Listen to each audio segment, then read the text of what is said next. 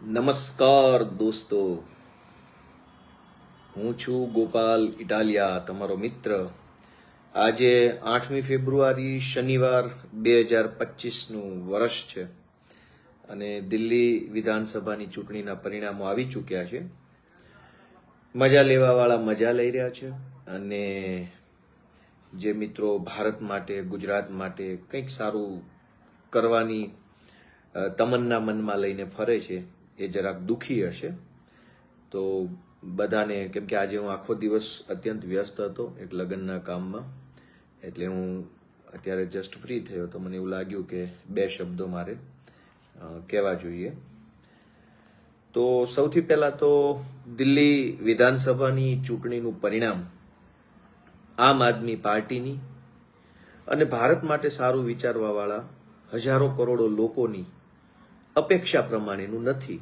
એ વાત હવે જગજાહેર છે, એમાં કંઈ કહેવાનું રહેતું નથી. સ્વાભાવિક છે કે ચૂંટણીના મેદાનમાં જે કોઈ બે પાર્ટીઓ ઉતરે તો બંને પાર્ટીની અપેક્ષા એવી હોય કે જીતીએ, અને જીતવું એ રાજનીતિનો, પોલિટિક્સનો, પાર્ટીનો, ચૂંટણીનો એક લક્ષ્ય હોય છે બધાનું. તો કશો વાંધો નથી. દિલ્હીની જનતાએ જે કાંઈ નિર્ણય લીધો છે એ નિર્ણય સ્વીકાર્ય છે. હવે નિર્ણય કેવી રીતે લીધો છે, કેવી રીતે નથી લીધો, એ કોઈ બહુ ચર્ચાનો વિષય નથી. મહત્વના બે ચાર મુદ્દાઓ ઉપર મારે અત્યારે મારો અભિપ્રાય રાખવો છે, કેમ કે આ તો બધું ચાલતું રહેવાનું છે. કઈ ભારત દેશ આઝાદ થયો 1947માં, ત્યાર પછીથી લઈ આજ દિવસ સુધી દેશના ઇતિહાસમાં એકેય એવી પાર્ટી નહીં હોય કે જે હારી નહીં હોય.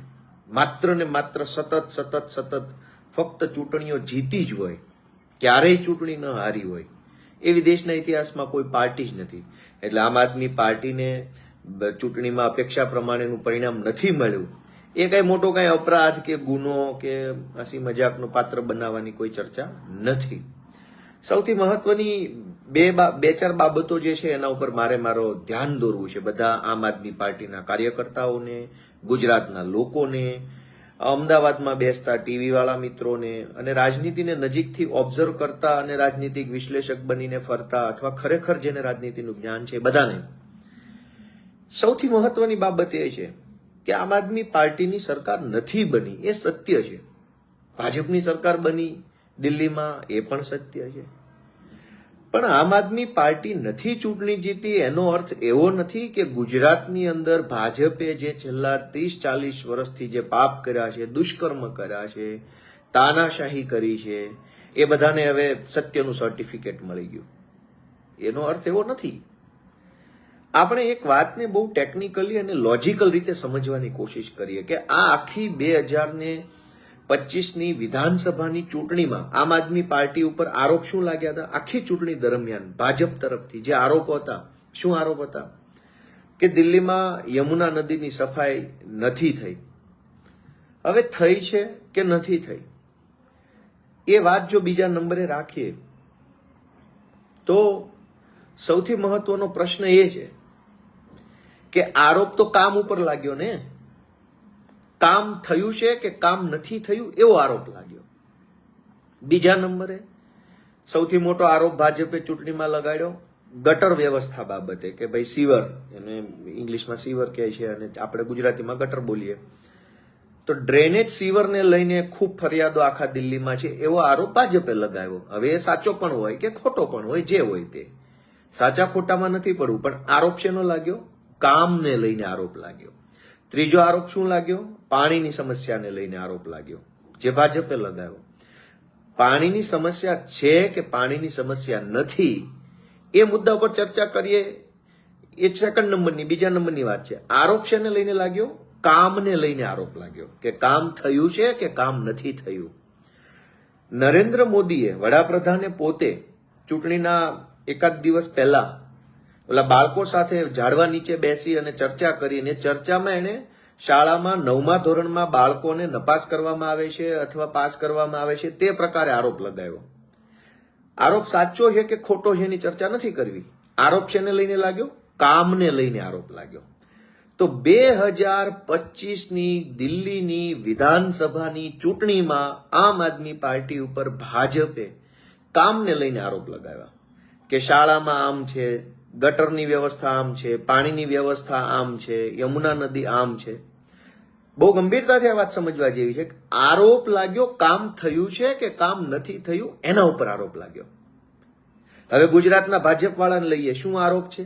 જસદણમાં ભાજપના બે નેતાઓએ બળાત્કાર કર્યો અને સરકારે ભાજપની છે.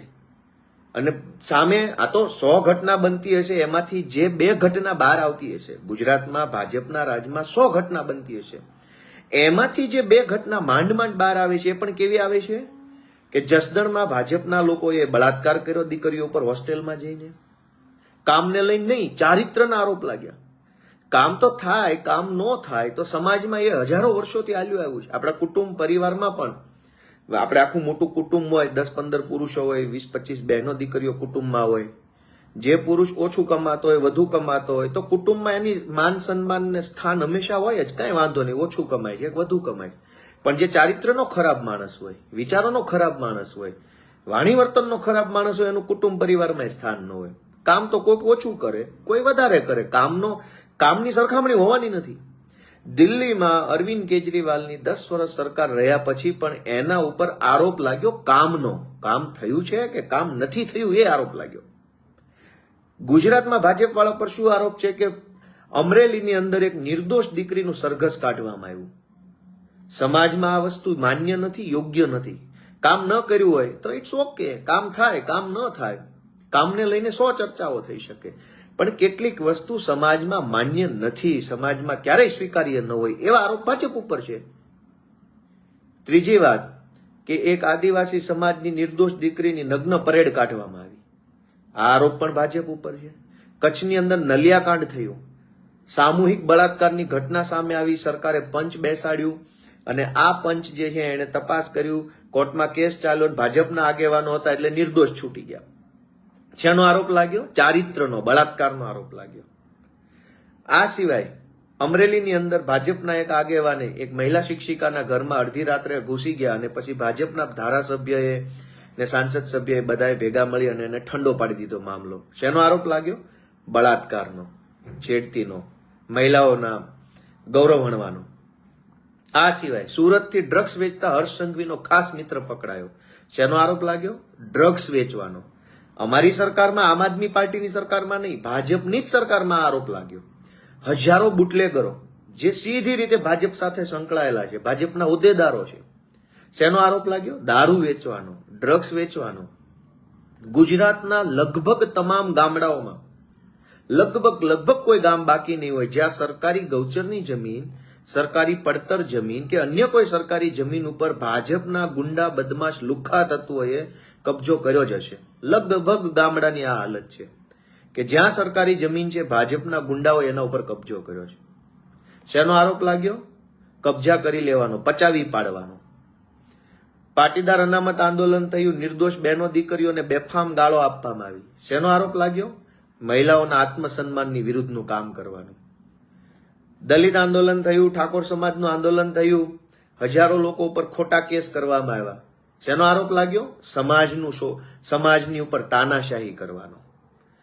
ક્ષત્રિય સમાજે આંદોલન કર્યું પરસોત્તમ રૂપાલાના નિવેદન બાબતે કે ક્ષત્રિય સમાજની જે બહેનો દીકરીઓ છે જેણે પોતે જે તે વખતે પોતાનું બલિદાન આપી દીધું હતું, એવી માતાઓ બહેનો દીકરીઓ વિશે એલફેલ શબ્દો વાપર્યા. તો ક્ષત્રિય સમાજે બહેનો દીકરીઓ માટે થઈ અને અવાજ ઉઠાવ્યો તો ભાજપે શું કર્યું? તાનાશાહી કરી. દોસ્તો, કામને લઈને આરોપ લાગ્યા છે ને કામના નામ પર ચૂંટણી લડાઈ છે ને કામના નામ ઉપર હારી ગયા. કદાચ ચૂંટણીમાં મત નથી મળ્યા તો એ વાતની એ જનતાનો ચુકાદો સ્વીકાર્ય હોય.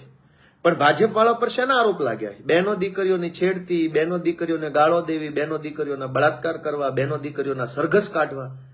આ કેટલું વ્યાજબી છે? ભાજપના જે કાંઈ ટપોરીઓ છે, ગુજરાતના જે કાંઈ લુખ્ખાઓ છે, ભાજપના જે હલકાઓ છે, ભલે ખુશ થાવ ને, કઈ વાંધો નહીં. આ તમારો સમય છે, ખુશ થાવ, મજા કરો. તમારા બાપાની પેઢીઓ હાલતી હોય એવી રીતે સરકાર છે, કઈ વાંધો નહીં. પોલીસના પ્રોટેક્શનમાં છો, ગુંડાઓના પ્રોટેક્શનમાં છો, ચારો તરફથી પ્રોટેક્ટેડ રહી અને તમે મજાક, મસ્કરી, ટાટિયા ખેંચ અમારી કરો, કઈ વાંધો નથી. તમારા કરતા 1000 ગણી હિંમત અમારામાં વધુ છે. અમે પોલીસના ઘેરા પાછળ છુપાઈને કે આટલી મોટી સરકારના ઘેરા પાછળ છુપાઈને અમે ઠઠ્ઠા મશ્કરી નથી કરતા. અમે સામી છાતીએ એકલા અને વિરોધમાં રહીને લડીએ છીએ. આ અમારી તાકાત છે અને અમને ગર્વ છે કે અમે સામે છાતીએ લડીએ છીએ.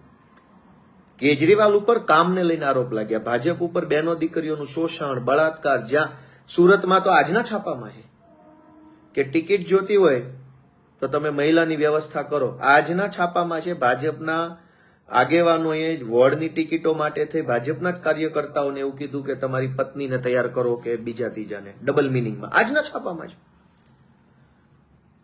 તો દોસ્તો, એક પાર્ટી છે જે બળાત્કાર, જમીન માફિયાઓ, ડ્રગ્સ માફિયાઓ, રાશન માફિયાઓ, ગુજરાતની લગભગ સસ્તા અનાજની દુકાન ઉપર માથાભારે માણસોનો કબજો છે. એક ગરીબને એના હકનું 2 કિલો અનાજ મેળવવા માટે તે કેટલી મુશ્કેલીઓનો સામનો કરવો પડે છે. તો દિલ્હીમાં આમ આદમી પાર્ટીને ધાર્યા પ્રમાણે અપેક્ષિત પરિણામ નહીં મળવાથી ગુજરાતના પ્રશ્નોનું સોલ્યુશન આવી ગયું છે એવું કાંઈ હોતું નથી. ગુજરાતના પ્રશ્નો હજુ એમનામ છે. તમામ ગામની અંદર ભાજપના માણસો ગુંડાઓ, બદમાશોની જેમ બિહેવ કરે છે. જમીનો પચાવી પાડવી, સસ્તા અનાજની દુકાનોમાંથી અનાજ ન મળવા દેવું, સરકારી કચેરીમાં તમે કંઈ પણ કામકાજ કરાવવા જાઓ એટલે ધક્કા સિવાય કંઈ વધતું નથી, ખોટા કાગળિયાઓ કેટલા કરાવવા પડે, હજારો દાખલા, સર્ટિફિકેટ કઢાવો પછી કંઈ મળતું નથી. દોસ્તો, આ જે બધી વાત છે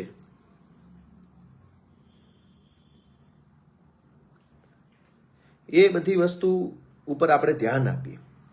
હવે ભાજપના જે કાંઈ આજે જે બધી ટોળકી ખુશ થઈ છે અને ટોળકીનો સરદાર જે છે 8મું ફેલ, એ તો એ મોજમાં છે, કઈ વાંધો નહીં, મોજ કરો.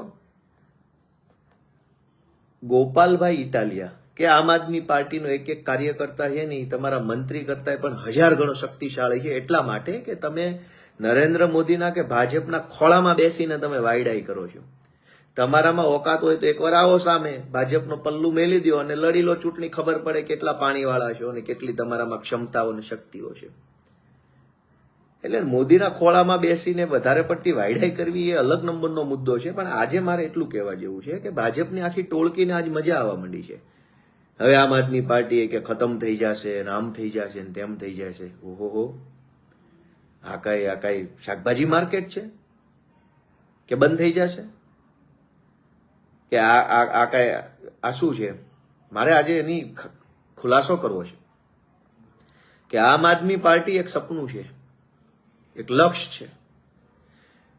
સપનું જે હોય છે ને, કોઈ પણ માણસના જીવનમાં એક સપનું હોય, એ સપનું જ જીવન જીવવાનું બળ હોય. સપનું પૂરું થઈ જાય તો માણસ સારું જીવી નથી શકતો.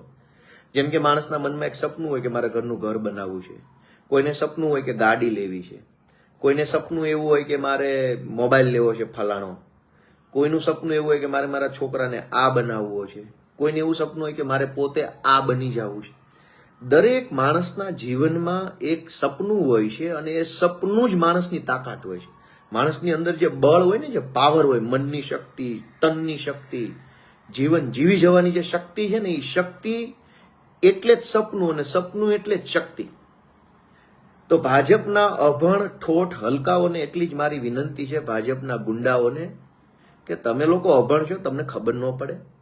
તમે લોકો ડફોળો છો, મોદીના ખોળામાં બેસીને મોટી નોટો બની ગયા છો એટલે તમને એવું લાગે છે કે તમે કેમ દુનિયા ચાલતી હશે, પણ એવું ક્યારેય બનવાનું નથી. આમ આદમી પાર્ટી એ દેશના કરોડો અબજો સામાન્ય પરિવારના લોકોનું એક સપનું છે અને સપનું ક્યારેય મરતું નથી. કોઈનું સપનું ક્યારેય મરતું નથી. સપનું પોતે જ એક તાકાત હોય છે અને સપનું છે તો જ માણસને જીવન જીવવાની પ્રેરણા અને બળ મળે છે. જે દિવસથી માણસનું સપનું પૂરું થઈ જાય ને તે દિવસથી માણસ છે ને સારું નથી જીવી શકતો. જ્યાં સુધી ભારતના એક સિંગલ માણસના મનમાં પોતાના બાળકને શાનદાર શિક્ષણ આપવાનું સપનું છે કે મારે મારા છોકરાને ભણાવવો છે, એ સપનું જો ભારતના 140 કરોડ લોકોમાંથી એક માણસના મનમાં જીવતું હશે ને, ત્યાં સુધી આમ આદમી પાર્ટી જીવતી રહેશે. ભાજપના 8-5 ટોળકીથી કાંઈ ઉખાડી નહીં શકાય. અરે એક ચૂંટણી હારી ગયા, ઓકે, હિંમત થોડી હારી ગયા છે, હિંમત નથી હારી ગયા. અને અમારે કઈ મોદીના ભાજપના ખોળામાં બેસીને થોડા લડવા નીકળ્યા, અમે તો અમારા દમ ઉપર લડવા નીકળ્યા. આ ક્વોલિટી છે, ક્વોલિટીનો નાશ ન થાય. ચાઇનીઝ વસ્તુ પતી જાય. કાલ મોદી નહીં હોય તો ભાજપના આ બધા જ જે લુખાઓ છે એ ગોત્યા હાથમાં નહીં આવે.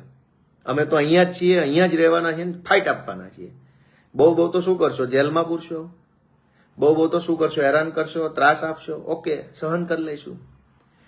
આ દેશની આઝાદીનો ઇતિહાસ ક્યાં હારો એટલો બધો સુખદ રહ્યો છે? ગાંધીજી વર્ષો સુધી જેલમાં રહ્યા, સરદાર પટેલ જેલમાં રહ્યા, જવાહરલાલ નહેરુ જેલમાં રહ્યા. તો એ તો ઇતિહાસ છે. જ્યાં સુધી એક સિંગલ માણસના મનમાં પણ ભારતના બાળકને ભણાવવાનું સપનું છે, જ્યાં સુધી એક સિંગલ માણસના મનમાં એવું સપનું છે કે દેશના દરેક નાગરિકને સારામાં સારી સ્વાસ્થ્ય વ્યવસ્થા મળવી જોઈએ, ત્યાં સુધી આમ આદમી પાર્ટી આ દેશમાંથી ખતમ નહીં થાય. એટલે ભાજપના 8 પાસ ટોળકીને નમ્ર વિનંતી કે 2 દિવસ આનંદ કરો, એનો કંઈ વાંધો નથી, પણ તમારો આનંદ લાંબો ટકવાનો નથી. આમ આદમી પાર્ટી એ દેશના કરોડો લોકોનું સપનું છે, એક વિચાર છે, અને આ વિચાર ક્યારેય મરતો નથી. વિચાર પેઢી દર પેઢી આગળ વધતો હોય છે. અમે મરી જશું તો અમારા છોકરાઓમાં એ વિચાર આવશે, એના છોકરાઓ. વિચાર ક્યારેય મરવાનો નથી. એટલે કોઈ વિચાર જે છે એ ચૂંટણીનો મોહતાજ નથી હોતો. કોઈ વિચાર છે એ મતદાનનો મોહતાજ નથી હોતો. કોઈ વિચાર છે એ પાર્ટીનો મોહતાજ નથી. વિચાર તો વિચાર છે. કરોડો લોકોના મનમાં એક વિચાર છે કે મારે મારા બાળકને ભણાવવો છે અને આગળ વધારવો છે. અમે તો ભલે નથી ભણી શક્યા, પણ અમારા છોકરાને અમે ભણાવશું. એ વિચાર એ કોઈ પાર્ટીનો, કોઈ ચૂંટણીનો કે હાર જીતનો મોહતાજ નથી. એ વિચાર છે. એ વિચાર ક્યારેય મરવાનો નથી, અને જ્યાં સુધી એ વિચાર નહીં મરે, એ વિચાર જીવંત રહેશે, ત્યાં સુધી આમ આદમી પાર્ટી આ દેશમાં જીવંત રહેશે. એટલે ભાજપને 8 પાસ ટોળકીએ કંઈ વધારે હરખાવાની જરૂર નથી. ભલે 2 દિવસ છે તમારો ટાઈમ, આમે તમે 12 માસ. એટલે મારી એટલી જ વિનંતી છે, જરાક કોમેન્ટો હું વાંચી લો. કે બીજી વાત કે હવે પછી આજે દિલ્હી ચૂંટણીનું રિઝલ્ટ બરાબર ન આવ્યું એટલે ભાજપની ટોળકી સક્રિય થઈ ગુજરાતમાં. એક તો ગુજરાતમાં નગરપાલિકાની ચૂંટણી ચાલુ છે. ઘણા બધા અમારા આમ આદમી પાર્ટીમાંથી ફોર્મ ભરાયા છે. એટલે હવે, અને કેટલાક મિત્રો અગાઉથી કોર્પોરેટર છે, કોઈ તાલુકા પંચાયતના સભ્ય છે, કોઈ જિલ્લા પંચાયતના સભ્ય છે, કોઈ હોદ્દેદારો છે, વગેરે વગેરે. તો એને હવે આ ભાજપની ટોળકી જે છે સક્રિય થઈ છે કે હવે ભાઈ તમારી પાર્ટી આવવાની નથી, હવે કઈ હાલવાનું નથી, હવે તમે બધા વિચારો જોવો, તમને લઈ લઈએ, તમને આમ ટિકિટ આપીએ, તમને આમ પૈસા આપીએ, તમને આમ હોદ્દો આપીએ. આવું બધું કરવામાં આવે છે. એવું બની શકે કે કેટલાક કાર્યકર્તાઓ હોય એનું મનોબળ ડગી ચૂક્યું હોય, આત્મવિશ્વાસ એનો ડગી ચૂક્યો હોય, અથવા કંઈક વિચારી ન શકતા હોય કે કલ્પના ન કરી શકતા હોય, આગળનું ભવિષ્ય ન જોઈ શકતા હોય, તો સ્વાભાવિકપણે થોડાક એ અટવાઈ જાય, ગૂંચવાઈ જાય પરિસ્થિતિ પ્રમાણે. અને સ્વાભાવિક છે, આપણે બધા માણસ છીએ, અને એમાંય આમ આદમી પાર્ટી સાથે જોડાયેલા લાગણીશીલ માણસો છીએ. આપણે કઈ ભાજપના ભૂત નથી કે આપણને કઈ ફરક જ ન પડે. નિર્દોષ દીકરીનું સરઘસ કાઢે તો ભાજપના રાક્ષસોને કઈ ફરક નથી પડતો, એ તો તમાશો જોઈ રહ્યા છે. ભાજપના મહિલા મોરચામાં જોડાયેલી બહેનોને કઈ ફરક નથી પડતો, તો સમજો કે એની અંદર માણસ નામનો કોઈ આત્મા રહ્યો જ નહીં હોય. જાનવરો જેવો એમની અંદર જીવ હશે. નિર્દોષ દીકરીના સરઘસ નીકળે અને જેને કઈ ફરક ન પડે, એનામાં માણસ ન હોય, એનામાં જાનવર હોય. પણ આપણી અંદરનો માણસ જીવે છે, એટલે આપણને દુઃખય લાગે, સારું થાય તો ખુશી થાય, આપણને પીડા થાય, આપણને આક્રોશ થાય, આપણને ગુસ્સો આવે, આપણને નારાજગી થાય, કેમ કે આપણે માણસ છીએ. આપણે કઈ ભાજપની જેવા જાનવરો નથી બની ચૂક્યા. એટલે આપણને સ્વાભાવિક છે, દિલ્હીમાં આપણી પાર્ટી ધારું પરિણામ ન આવે તો દુઃખ પણ થાય. આપણને અમરેલીમાં સરઘસ નીકળે તો એનુંય દુઃખ થાય. આપણને કોઈ સારી યોજના લાગુ પડે તો એની ખુશી પણ થાય, કેમ કે આપણે માણસ છીએ. માણસને થતી તમામ સંવેદનાઓ આપણી અંદર જીવે છે.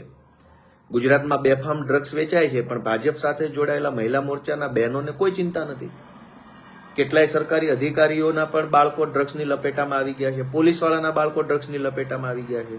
બેફામ ડ્રગ્સ વેચાય છે, પણ એમને નથી ફરક પડતો, કેમ કે એ તો જાનવરો જેવા થઈ ગયા છે. હવે ગુજરાતની અંદર ગમે તે સારું કે ખરાબ થાય, એક જાનવરને શું ફરક પડે? રોડ ઉપર રખડતા ગધેડા કે કૂતરાને શું ફરક પડે? રોડ ખરાબ હોય કે સારો હોય, કૂતરાને શું ફરક પડે? ગધેડાને શું ફરક? તો ભાજપના માણસોની તે અકલ હવે જાનવર જેવી થઈ ગઈ, એને કઈ ફરક જ નથી પડતો. વડોદરાની હરણી દુર્ઘટનામાં બાળકો, નિર્દોષ બાળકોના મૃત્યુ થાય તો ભાજપના આગેવાનોને કોઈ ફરક નથી પડતો, કેમ કે જાનવરો જેવી બુદ્ધિ થઈ ગઈ છે એની. મોરબીનો બ્રિજ તૂટી જાય તો ત્યાંય ભાજપના લોકોને કઈ ફરક નથી પડતો, કેમ કે જાનવરો જેવી એમનામાં સમજણ આવી ગઈ છે. રાજકોટની અગ્નિ દુર્ઘટના થાય તો ભાજપના નેતાઓને, મંત્રી તંત્રીને કઈ ફરક નથી પડતો, કેમ કે જાનવરો જેવી અકલ થઈ ગઈ છે એની. એમ ગુજરાતમાં કઈ પણ ઘટના બને છે ખરાબ, જાનવરોને શું ફરક પડે? રોડ ઉપર ખાડો હોય કે ન હોય, સસ્તા અનાજની દુકાનેથી ટાઈમે અનાજ મળે કે ન મળે, ગામની અંદર ફરતા કૂતરાઓને શું ફરક પડે? કૂતરા તો એની મોજમાં હોય. એમ ભાજપના આગેવાનોમાં જાનવરની અકલ આવી ગઈ છે, જાનવર જેવો આત્મા છે. એમને ફરક નથી પડતો, આપણને પડે છે. આપણને દુઃખ થાય, આપણને ગૂંચવણ થાય. આજ ભાજપના લોકો એવું કહી રહ્યા છે કે હવે તમારી પાર્ટી છોડી દો, આવી જાઓ આ બાજુ, આવી જાઓ તે બાજુ. મારે એમને કહેવું છે કે જે કાંઈ આમ આદમી પાર્ટીના કાર્યકર્તા હોય, ગુજરાતનું ભલું ઈચ્છનારા જે કાંઈ લોકો હોય, બધાને કહેવાનું છે કે ગાંધીજીનો જન્મ 1869માં થયો અને ગાંધીજી આજીવન રાજનીતિમાં કોઈ પણ હોદ્દા ઉપર નથી રહ્યા કે કોઈ પણ સરકારમાં નથી રહ્યા, પણ એના જીવનમાં સારા દિવસ કે જે ભારત માટે કંઈક સારો નિર્ણય કરી શકે, આઝાદી દરમિયાન, આઝાદીના છેલ્લા વર્ષો દરમિયાન આવ્યા. અને તોય આઝાદી તો જોવા રહ્યા નહીં આપણી વચ્ચે. સરદાર પટેલ, બાબા સાહેબ, આ બધાનો જન્મ 18મી સદીમાં થયેલો. એ લોકો આખી જિંદગી સંઘર્ષ કર્યો, એના જન્મથી લઈ આખી જિંદગી. ત્યારે માંડ આઝાદીના 1, 2 કે 3, 4 વર્ષ સુધી એ લોકો સરકારમાં આવ્યા ને સરકારમાં રહ્યા. એ બાબા સાહેબ અને સરદાર પટેલ અને ગાંધીજી, 3માંથી આપણે પ્રેરણા લઈએ, 3માંથી 2 તો આપણા ગુજરાતના છે.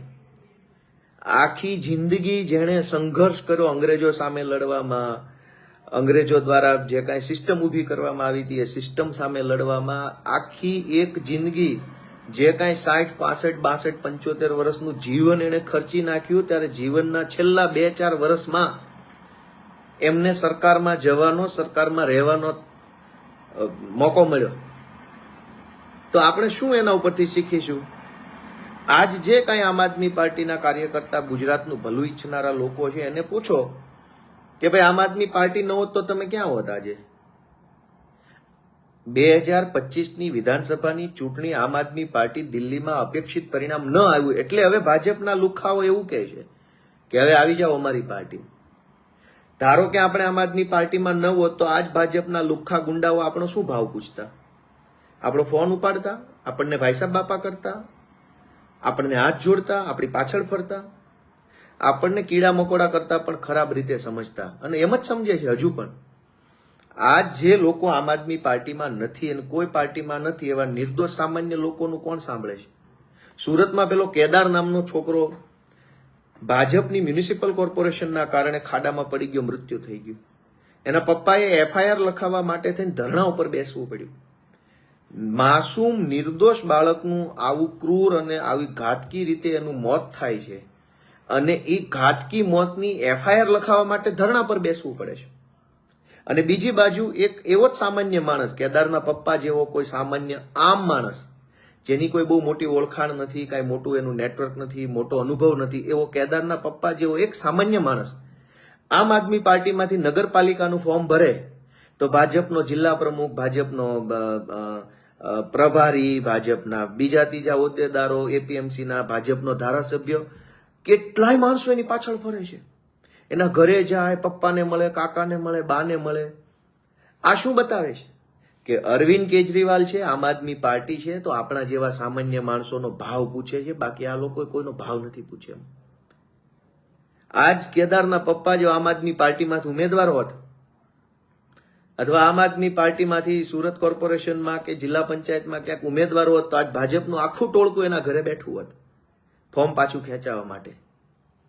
પણ આજે એ કોઈ પાર્ટીમાં નથી, એક આમ માણસ છે, તો FIR લખાવવા માટે ઉપવાસ ઉપર ઉતરવું પડે છે. લાશ નહીં સ્વીકારવું એવું એક બાપે કહેવું પડે. એ કેટલી ઘાતકી ઘટના છે. એક બાપે એના મરેલા દીકરાની લાશ નહીં લે એવું કહેવું પડે.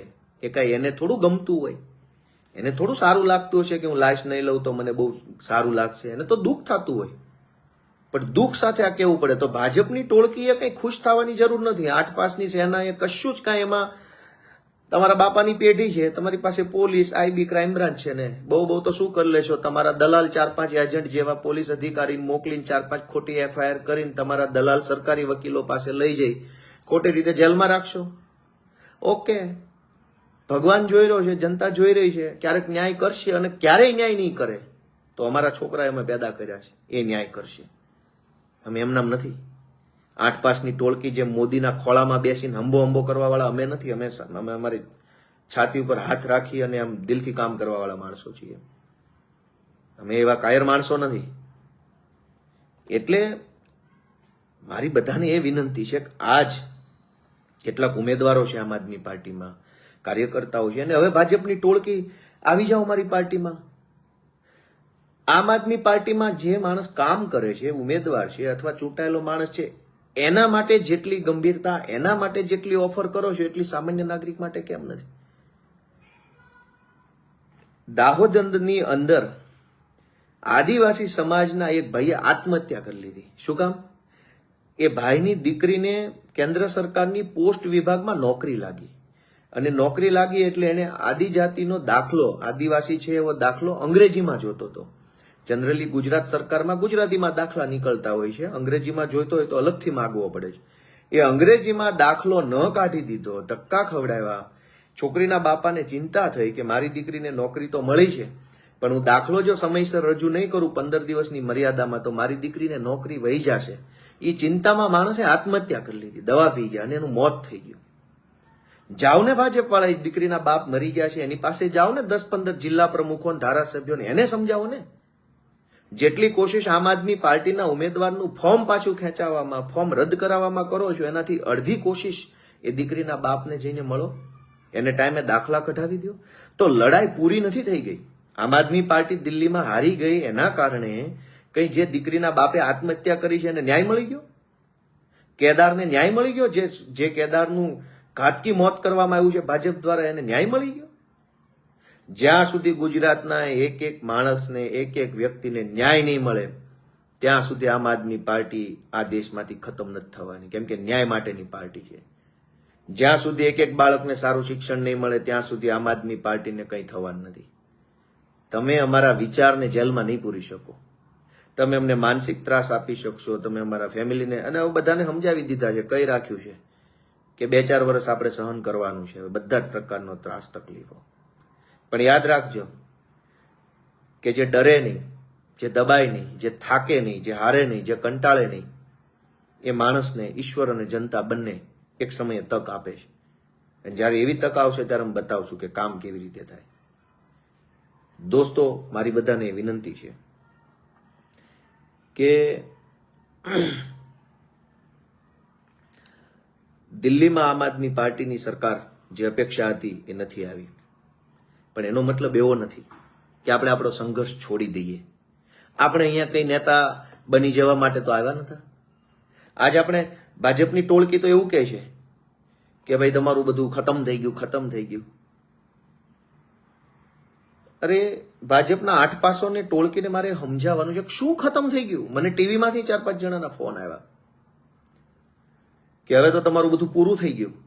એટલે આજે હું એટલો બધો આખો દિવસ વ્યસ્ત હતો સામાજિક કામમાં કે કોઈ ક્યાંય ટીવીમાં કાંઈ વિડીયો બનાવીને જવાબ આપી શકું એમ નહોતો. એટલે મેં લાઈવનું નક્કી કર્યું કે રાત્રે મોડો ફ્રી થઈશ તો પછી હું રાત્રે લાઈવ કરીશ એમ. આમાં એક ભાજપનો એક લુખેશ છે, એનું નામ લખ્યું છે ધનેશ વિઠાણી. એ ભાજપનો લુખેશ મને એવું કહે છે કે ભાષા સુધારો. ભાઈ અમારી તો ભાષા ખરાબ છે, ભાજપવાળાના તો ધંધા ખરાબ છે. દીકરીઓની પરેડ કાઢી, સરઘસ કાઢ્યું અમરેલીમાં, જાઓ એને જઈને સલાહ આપો. અમારી તો ભાષા ખરાબ છે, અમે તો ગામડાના દેશી માણસ છે, અમારા બાપ દાદા થોડા કઈ ભાજપવાળાની જેમ મોટા નેતા મુખ્યમંત્રીઓ હતા, અમારી ભાષા સારી હોય. અમે તો ગામડાના અભણ માણસ છીએ, અમે તો ગરીબ માણસ છીએ, અમે તો પીડિત માણસ છીએ, અમારું તો શોષણ થયું છે ભાજપના રાજમાં, તો આ અમારી વેદનાની ભાષા છે. તમને ન ફાવે તો રજા લ્યો, તમને ક્યાં તમારા બાપાના હામ આપ્યા છે તમે અહીંયા સાંભળજો એમ. ભાષા સુધારો પછી વાત કરો. તમે તમારા ધંધા સુધારો ભાજપના. જસદણની અંદર ભાજપના બળાત્કારીઓએ હોસ્ટેલમાં જઈને બળાત્કાર કર્યો, કેમ કોઈ બોલ્યું નહીં? બળાત્કાર કરે એ તમને સારું લાગે છે અને અમારી ભાષા ખરાબ લાગે છે? દોસ્તો, હું એમ કહેવા જતો હતો કે ભાજપની ટોળકી એવું કહે છે કે ખતમ થઈ ગયું. મારે આખી ગુજરાતની ભાજપની ટોળકીને એવું કહેવું છે શું ખતમ થઈ ગયું? હું મારી વાત કરું, હું ગોપાલ ઇટાલિયા, ભાવનગર જિલ્લાના ઉમરાળા તાલુકાના ટીંબી જેવા નાનકડા ગામની અંદર ઉછરેલો માણસ, ધૂળના ઢેફા સાથે ઉછરેલો માણસ, ગામના ખેતરોમાં ફરતા, રખડતા, ખેતીવાડીમાં કામ આપતા, એક સાવ સામાન્યમાં પણ સામાન્ય કહી શકાય એવા પરિવારનો ધૂળ ઢેફા સાથે રમતો માણસ આમ આદમી પાર્ટીના કારણે, ગુજરાતની જનતાના પ્રેમના કારણે અને કેજરીવાલ સાહેબના માર્ગદર્શનના કારણે આજ ગુજરાતમાં એક નાની એવી જગ્યાએ પહોંચ્યો છે. આજ હું શું ખતમ થઈ જાય છે? અમે તો આવ્યા જ ઢેફામાંથી છીએ, અમે તો આવ્યા જ ધૂળમાંથી છીએ, અમે તો ખેતરોમાંથી અહીંયા પહોંચ્યા છે. અમારે ક્યાં અમારા બાપ દાદાની પેઢીઓ હતી? અમારે ક્યાં અમારા બાપ દાદા સીએમ કે મુખ્યમંત્રી, મંત્રી, ધારાસભ્યો હતા કે અમારું બધું ખતમ થઈ જાય? ક્યાં અમારા મોટા મહેલો હતા? ક્યાં અમારી બધી પંચાયત હાલતી હતી? શું હતું? કઈ હતું નહીં. આજે કઈ છે નહીં.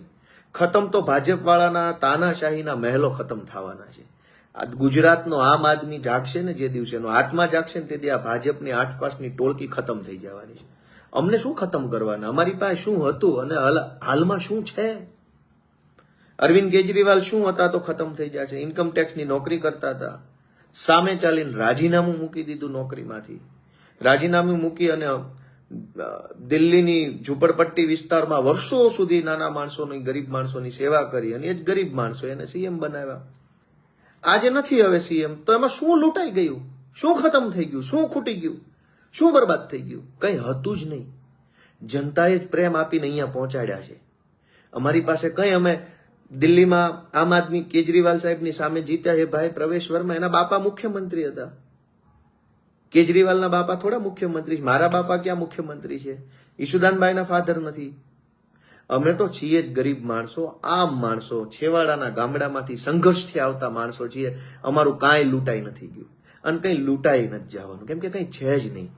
અમારી પાસે જે છે એ માત્ર ને માત્ર એક સપનું છે. શું સપનું છે? કે ગુજરાતને શિક્ષણની દિશામાં આગળ લઈ જવું છે. ગુજરાતમાંથી તાનાશાહી દૂર કરવી છે. ગુજરાતમાંથી ભાજપના ગુંડાઓ, જે ગલીએ ગલીએ ગુંડાઓ ફેલાયેલા છે, એ ગુંડાઓ નાબૂદ કરવા. એ સપનું છે. સપનું મળતું નથી. અમે મરી જઈશું, અમને તમે મારી શકશો, સપના નહીં મારી શકાય. એટલે મારે એટલું જ બધાને કહેવાની વિનંતી છે કે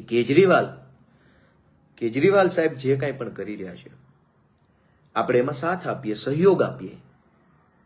અને કેજરીવાલ સાહેબ આમ આદમી પાર્ટી ન હોત તો આજ ભાજપ વાળા શું કામ આપણને ફોન કરે કે હવે તમારી પાર્ટી નથી હાલવાની, આવી જાઓ અમારી પાર્ટીમાં? એક વખત વિચારો, જે લોકોને ભાજપના ગુંડાઓ ફોન કરે છે એ માણસ વિચારે કે તમે આમ આદમી પાર્ટીમાં ન હોત તો તમને કોનો ફોન આવે? ફોન આવે તો નહીં, તમે ધારાસભ્યને ફોન કરતા તો કોઈ તમારો ફોન ના ઉપાડતું. કરો, આજે ભાજપના ધારાસભ્યો 170 કરતા વધુ છે જ.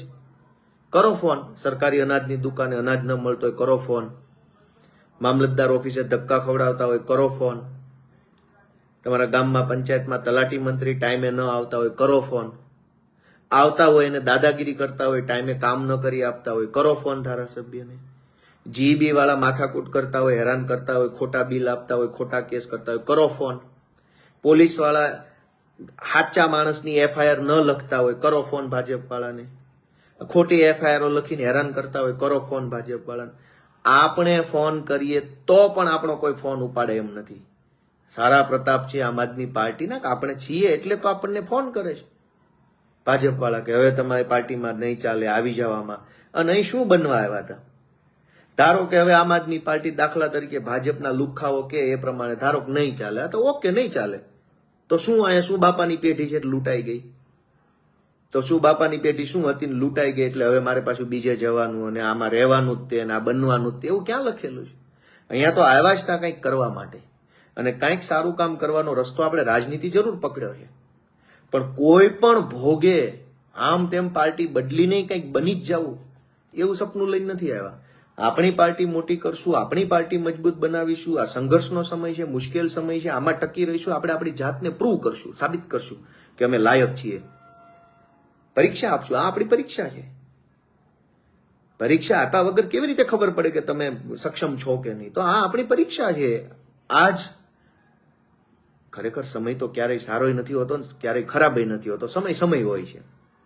પણ ચર્ચા કરવા ખાતર જો કહીએ તો ધારો કે આજ થોડોક સમય ગૂંચવણ ભર્યો, મૂંઝવણ ભર્યો, મનોબળ ડગાવી નાખે એવો છે, ત્યારે જ તો માણસની પરીક્ષા છે કે તમે એક મોટું કામ કરી શકો એવું હજરબમ મનોબળના માણસ છો કે નહીં. એ પરીક્ષા અત્યારે છે. તમારે સરકારમાં બેસવું છે, ધારાસભ્ય બનવું છે, પણ ગમે ત્યાંથી ગમે તેમ કુદાકૂદ કરીને બની જવું છે. તેઓ મામૂલી ધારાસભ્ય બનવાનો કોઈ મતલબ નથી. પણ ગુજરાતની જનતા ઉપર બેઠેલો ઈશ્વર, તમારી આસપાસની દુનિયામાં રહેલા માણસો, આપણા કુટુંબના, સગા વાલા મિત્રો, મારા કોલેજ સમયના, સ્કૂલ સમયના મિત્રો તે વોટ્સએપ ગ્રુપમાં ખૂબ મજાક ઉડાવે છે મારી. કઈ વાંધો નહીં, ભગવાન એને સુખી રાખે. હવે બધા મિત્રો મોસ્ટ ઓફ લોકો તો સરકારી નોકરી કરે છે, એટલે મેં એને કીધું એન્જોય, મજા કરો ભાઈ. મેં સંઘર્ષનો રસ્તો પકડ્યો છે. મેં જાણીને, જોઈને, વિચારીને, કેજરીવાલ સાહેબે, ઈશુદાનભાઈએ, મનોજ સોરઠિયાએ, રામ ધડુકે, તમામ આગેવાનોએ જાણીને, જોઈને, વિચારીને, સમજીને સંઘર્ષનો રસ્તો પકડ્યો છે. તમે અમારી મજાક ઉડાવો, કેમ કે તમે તો સરકારી નોકરી છે, પગાર આવે છે દર મહિને 1 તારીખે ખાતામાં, તમને શું ફરક પડવાનો છે દેશનું સારું થાય છે કે નથી થતું? એ ચિંતા અમારી છે. દેશના નાનામાં નાના માણસની પીડાને અવાજ આપવાની ચિંતા અમારી છે, કેમ કે અમે એ રસ્તો સમજી વિચારીને પકડ્યો. એટલે તમે અમારા સંઘર્ષની મજાક ઉડાવો, નો ઇશ્યુ, નો પ્રોબ્લેમ, કઈ વાંધો નહીં, ભગવાન તમને સુખી રાખે. એમાં અમારે ક્યાં કઈ બોલવાનું છે? તો દોસ્તો, આ પરીક્ષા છે, અને જે માણસ પરીક્ષા પાસ નથી કરવાનો એને કશું કાંઈ જીવનમાં તંબુરોય મળવાનો નથી. એટલે આજ ભાજપનો ફોન આવે કે ચલો અમારી પાર્ટીમાં આમ આપી દઉં તેમ, પરીક્ષા પાસ કર્યા વગર. અને આ પરીક્ષા પાર્ટીઓ નથી લઈ રહી, ભાજપ કે આપ કે કોઈ પાર્ટી નથી લઈ રહી. આ પરીક્ષા પરિસ્થિતિ લઈ રહી છે, આ પરીક્ષા જનતા લઈ રહી છે, આ પરીક્ષા ઈશ્વર લઈ રહ્યો છે. ઈશ્વરની પરીક્ષા આપ્યા વગર તમે કોઈ પણ પાર્ટીમાં જઈને એવું વિચારતા હું આમ તેમ બની જાય તો ભગવાન તમારી બુદ્ધિનું કલ્યાણ કરી નાખે.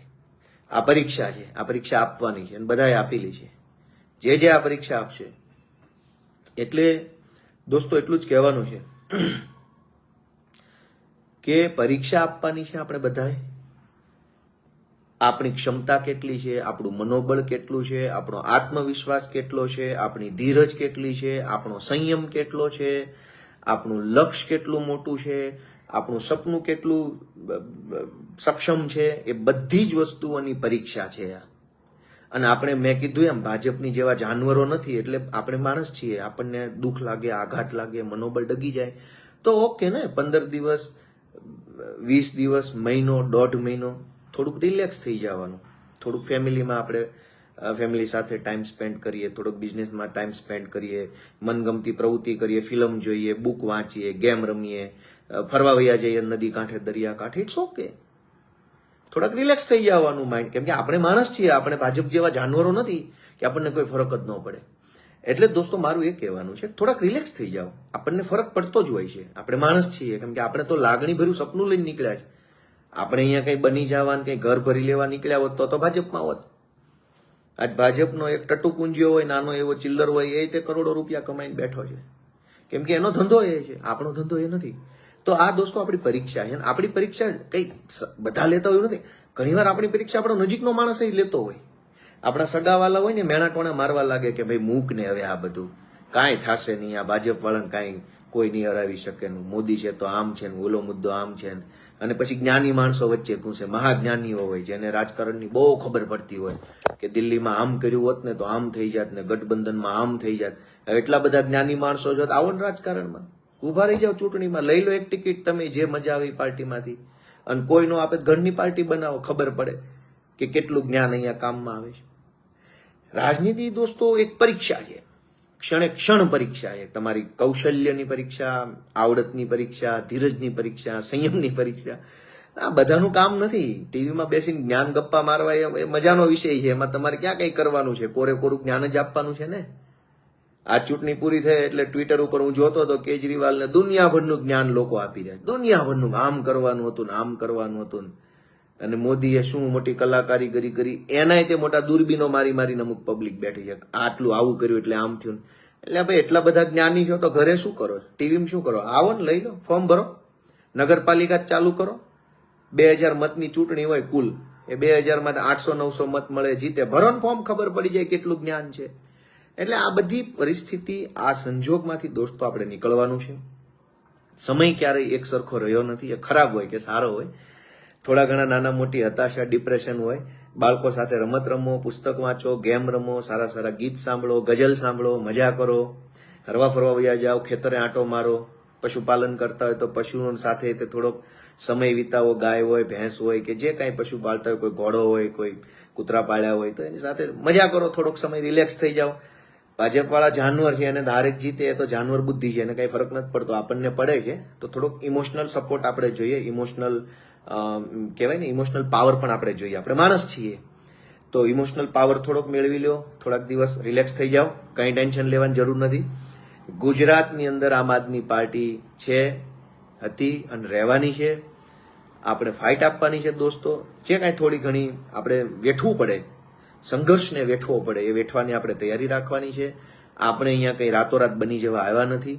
સૌથી વધુ સમસ્યાનો સામનો આપણે આપણા આસપાસના લોકોમાં જ કરવો પડે. આપણા બેન હોય, બનેવી, શાળા, કાકા, ફઈ, ફુવા, મામા, માસી, સાઢુભાઈ, સાસરી પક્ષના લોકો, ભાઈબંધ, દોસ્તારો, આ બધા લોકોના મેણાટોણા આવા સમયે હાવી થઈ જાય. પણ દોસ્તો એક વાત તો યાદ રાખજો કે જે લોકોએ જીવનમાં ક્યારેય કોઈ મોટો નિર્ણય નથી લીધો, કે મોટી શક્તિઓ સામે પડવાની જેણે હિંમત નથી કરીને, એનું મેણું ન સાંભળવું ને એના વખાણ ન સાંભળવા. આ કાનેથી સાંભળીને આ કાને કાઢી નાખવું એ કહેવત ખોટી છે.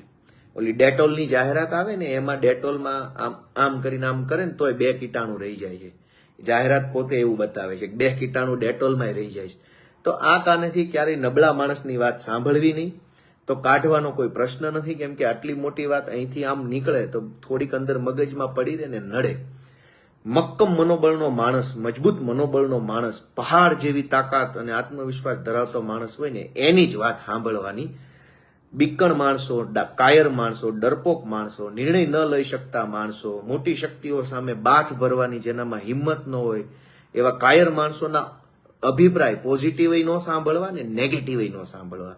કાયર માણસે કરેલા વખાણને ધ્યાને નહીં લેવાના અને કાયર માણસે આપેલી સલાહને ધ્યાને નહીં લેવાની. સલાહ લેવી તો હજડબમ માણસ પાસેથી લેવી, અને હજડબમ કે ને એમ કરવાથી જિંદગીમાં કોઈ દુઃખી થતું નથી. એટલે મારી બધાને વિનંતી છે કે આપણે બધા ગુજરાતની સમસ્યાને વાચા આપવાનું કામ ચાલુ રાખીએ. દિલ્હીમાં આમ આદમી પાર્ટીનું ધાર્યું પરિણામ નહીં આવવાથી કઈ ગુજરાતની સમસ્યા ઓછી નથી થઈ જવાની. ગુજરાતમાં એ સમસ્યાઓ આજે છે, વધતી જાય છે, વધતી જાય છે. અને જેમ જેમ ભાજપ ઉપર ચૂંટણી જીતતું જાય એમ આ ભાજપની આખી ટોળકી છે એ બેજવાબદાર બનતી જાય છે, એ અભિમાની બનતી જાય છે, અહંકારી બનતી જાય છે. આપણે અહંકાર બિલકુલ કર્યા વગર વિનમ્ર ભાવે પબ્લિકની સેવા કરતી રહેવાની છે. જેટલું થાય એટલું, ન થાય ત્યાં ના પાડી દઈએ, થાય ત્યાં કોશિશ કરીએ. મને 1000% વિશ્વાસ છે કે બહુ ઝાઝા સમયમાં નહીં, 2027માં જ આ જ ગુજરાતની જનતા જબરજસ્ત સોલિડ ન્યાય કરશે. આપણું જે સપનું છે કે એક બાળકને શિક્ષણ, સ્વાસ્થ્ય સુવિધા અને વ્યવસ્થા, એ સપનું આ જ ગુજરાતમાંથી પૂરું થશે. સૌને શુભેચ્છાઓ. ભાજપવાળાને પણ આજનો દિવસ તમે જે મજા આવી, મજા લીધી, ખુશ થયા, એ ખુશી બદલ તમને શુભેચ્છાઓ. કોઈ પણ માણસ આખી દુનિયામાં ક્યાંય ખુશ થાય તો એ મને ગમતી બાબત છે. કોઈ પણ માણસ ખુશ રહેવું જરૂરી છે. સંસારમાં કોઈ દુઃખી ન હોવો જોઈએ. ખુશ થવાનું કારણ ચાહે ગમે તે હોય, ખુશ રહેવું જરૂરી છે. તમને આજે એક દિવસની ખુશી મળી છે એ બદલ તમને શુભેચ્છાઓ. પાછા 1-2 દિવસમાં અમે હમાનમાં થઈ અને લાગી જઈશું જનસેવાના કામમાં. સૌને શુભેચ્છાઓ. અરવિંદ કેજરીવાલજીને સાથ આપીએ, આમ આદમીના સપનાને સાથ આપીએ અને ભારત નિર્માણની દિશામાં આપણું યોગદાન અવિરતપણે આપ્યા કરીએ એવી પ્રાર્થનાઓ સાથે જય જય ગરવી ગુજરાત.